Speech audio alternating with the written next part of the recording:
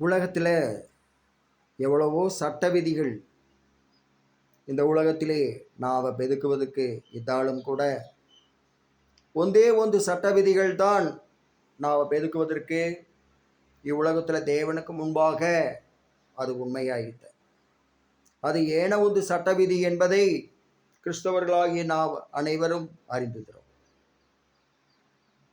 மனுஷன் தேவனுக்கு தன்னை உருவாக்கின தேவனுக்கு கீழ்ப்படியாமலோய் பாவத்தை தெரிந்து கொண்ட நிலைமையிலே பாவமானது மனுஷனுக்குள்ளாக உள்ளே வந்தது.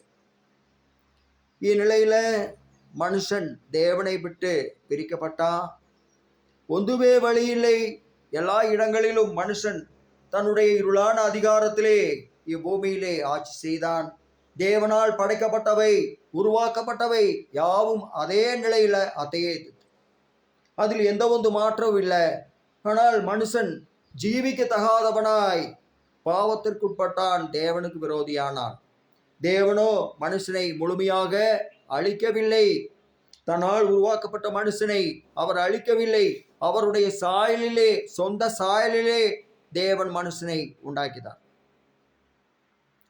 ஆனால் அவன் பாவத்துக்கு கீழ்ப்படிந்தான் என்று நாம் நோடுகிறோம்.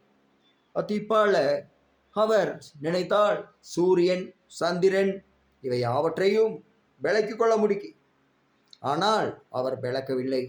இதனாலே மனுஷன் தன் பாவத்தை தெரிந்து கொண்ட பிறகு இவ்வுலகத்தில் தன்னுடைய ராஜ்யத்தை கட்டத் துவங்கினான்.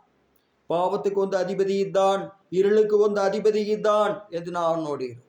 அவன் தேவனுக்கு விரோதமானவனாய் மனுஷனை தன் பக்கமாய் இழுத்து அவனை நடத்தக்கூடாத வழியிலே அவன் நடத்தினான். அவனுடைய மாம்ச சரீரத்தை தன்னுடைய கட்டுப்பாட்டுக்குள்ளே கொண்டு வந்தான் என்று நான் நோடுகிறோம். தேவன் ஆவியாயிப்பிற மாம்சமாயிப்பிற பழமையாயிப்பிறை தேடு நாம் அறிந்திருக்கிறோம். தேவனுடைய பழமை நம்மளுக்கு வந்தால் ஒழிய நாம காப்பாற்றப்பட முடியாது. அந்த உலகம் இத்தையே ஓவாள அநேக மன்னர் ஆட்சிகளை உலகத்திலே சாத்தான் நிறுவிதான் என்று நாம் நோடுகிறோம். மன்னர் ஆட்சியிலே மன்னர்கள் தேவனுக்கு கட்டுப்பட்டு தான் நடத்துற. ஆனாலும் யுத்தங்கள் ஜகளங்கள் தேடு பிறப்பித்து கொண்டே இன்றைக்கு வரைக்கும் உலகத்தின் ஆட்சி அதிகாரங்களிலே போர் முறைகள் ஓயவில்லை. இன்றைக்கு நவீன முறையிலே அணு ஆயுதங்களை பயன்படுத்தி ஒவ்வொருவரும் தாக்கி கொள்ளுற. ஆனால் அன்றைக்கு வாள் போன்ற கருவிகளை பயன்படுத்தி, வில் அம்புகளை பயன்படுத்தி, ஈட்டியெல்லாம் பயன்படுத்தி யுத்தங்களை அந்த காலத்திலே ஆன்ஷியன்ட் டைம்ல அரசர்கள் புரிந்தார்கள் நோடுகிறோம். அதிலே வெற்றி பெறுகிறவர்கள் தான் இந்த உலகத்தை அனுபவிக்க முடியும், பெற முடியும், ஆட்சி செய்ய முடியும். அவர்கள் ரத்தம் சிந்த வேண்டியதாயித்து, தௌத்தம் சிந்த வேண்டியதாயித்து, தௌத்த காடாயோடி. ஆனால் இதையே காலங்கள் ஓய்கொண்டே பால தேவன் மனுஷனுடைய அக்கிரமங்கள் தொட்டதாய் பால அதை பொறுத்து கொள்ள முடியாமல் அவர் என்ன பண்ணிதார், 2000 ஆண்டுகளுக்கு முன்பாக உலகத்தை அழித்தார். நீரை அனுப்பி வானத்தின் மதகுகள் திறந்தது. கடல் அலைகள், கடல் இன்றைக்கு கடலாய் அது ஒதுங்கித்த நாம் நோடுகிறோம். எல்லாம் மழை இரவும் பகலும் 40 நாட்கள் பெய்ந்தது. பூமி முழுமையும் வானத்துக்கும் பூமிக்கும் நீர் நிறுத்து. அதுல மனுஷர்கள், பறவைகள், சகல ஜீவராசிகள், மனுஷனை சார்ந்து படைக்கப்பட்ட யாவும் அடிந்தோய்த்து. ஆனாலும் தேவன் மனுகுலத்தை முழுமையாய் அளிக்காமல் நோவா என்கிற ஒரு நீதியான மனுஷனுடைய, தேவனுடைய மனுஷனுடைய குடும்பத்தை காப்பாற்றினார். அதிலிருந்து சந்ததிகளாய் நாம தோன்றிக்கிறோம். காயின் சந்ததிகள் முழுமையாய் அழிக்கப்பட்டு. ஆனாலும் அதிலே காயின் மகனாய் இருக்கக்கூடியவனா இல்லை சேத்தோடைய மகனாயிரக்கூடியவனா நோவாவை காப்பாற்றினார் கடவுள். அவனுடைய சந்ததிகள் இன்றைக்கு பூமியில தோன்றி இன்றைக்கு 2026 வருடத்திலே பூமி நகர்ந்து ஓடிக்கொண்டிருந்தோம். இதிலே 2000 ஆண்டில் உலகம் அழிந்தோ இருக்கு அத்தின் ಒಂದು நம்பிக்கை இருந்து. ஆனால் தேவன் 2000 வருஷத்துல தேவன் ஒரு அதிசயத்தை செய்தார். தேவன் பூமியை கண்ணோக்கினார். அந்தல தேவ பக்தியுள்ள ஒரு மனுஷன் இதுதான் ஆசியா பகுதியில் உள்ள இந்தியா கண்டத்திலே துணை கண்டத்திலே அவன் வசித்து கொண்டுதான் அவனை நோடினார். அவனை நோடி தேவனி உலகத்தை நான் அழிக்க மாட்டேன் தேடு முடிவெத்தி 2000 வருஷத்துல என்ன பண்ணிதார்? அவனுக்காக சந்ததிகளை பிறப்பிப்பேன் தேடு சந்ததிகளை பிறப்பிக்க செய்தார் என்பது பிறப்பிக்க செய்து இன்றைக்கு 26 வருஷம் நாவ இந்த கடதோய் கொண்டு இல்லைந்தா 2000 வருஷத்துல ನಾವು ಅಳಿஞ்சೋಯ್ವು ಇಂದಲಿ ನವ ದೇವನುடைய பிரமாணங்களை நாவ கையெத்துவாழ நவ தேவன் நவளோடு இப்ரே தேவன் இல்லாமல் நாம் ஒரு நாளும் இப்பூமியில ஜீவிக்க முடியாது என்பதை நாம் அறிந்திருக்கிறோம். யாருக்கும் இடரல் செய்யக்கூடாது, துன்பங்களை கொடக்கூடாது என்பது தேவனுடைய சட்ட விதிகளாய் ஒவ்வொரு மனுஷனுக்கும் கொடப்பட்டது.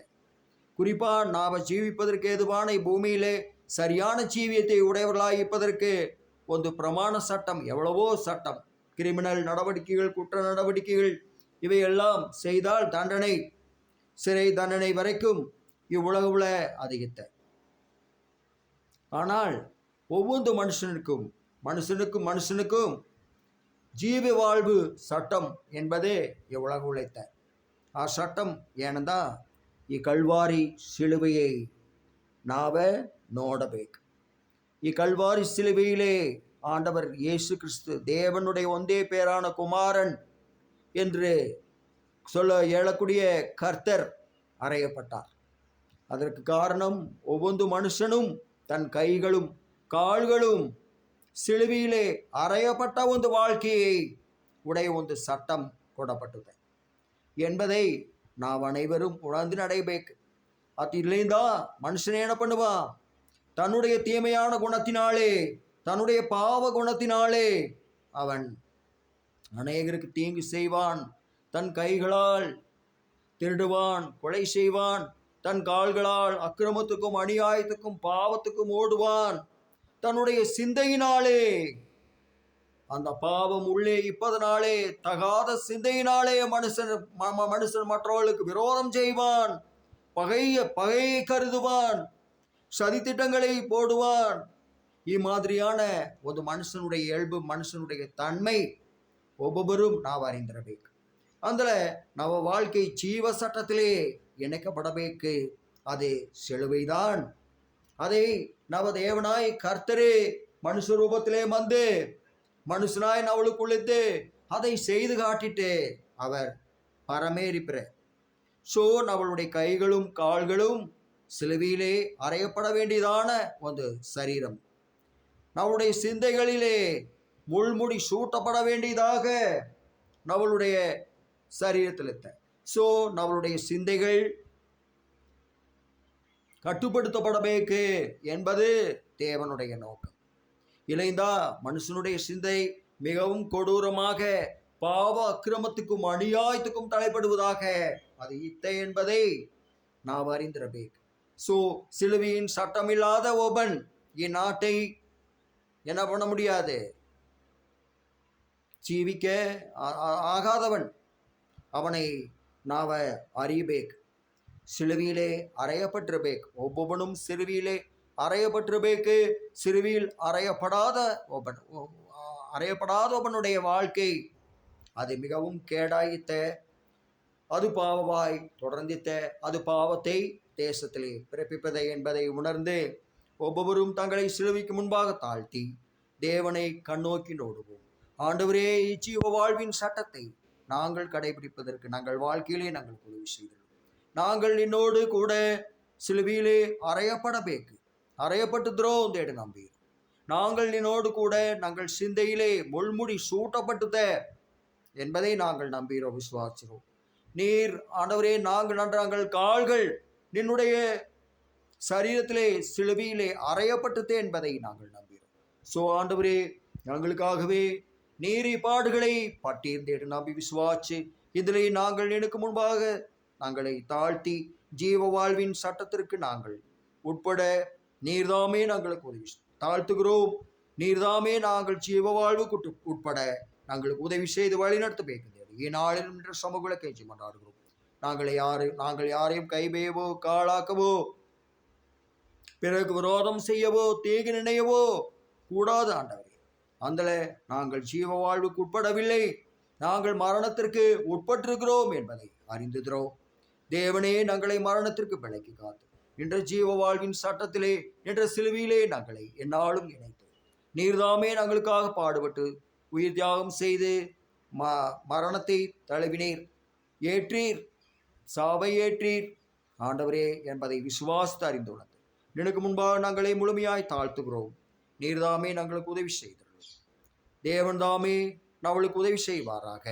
தேவன் தாமே அவருடைய திருச்சட்டங்களில் அவளை இணைத்து அவளை வழிநடத்துவாராக. ஆமேன்.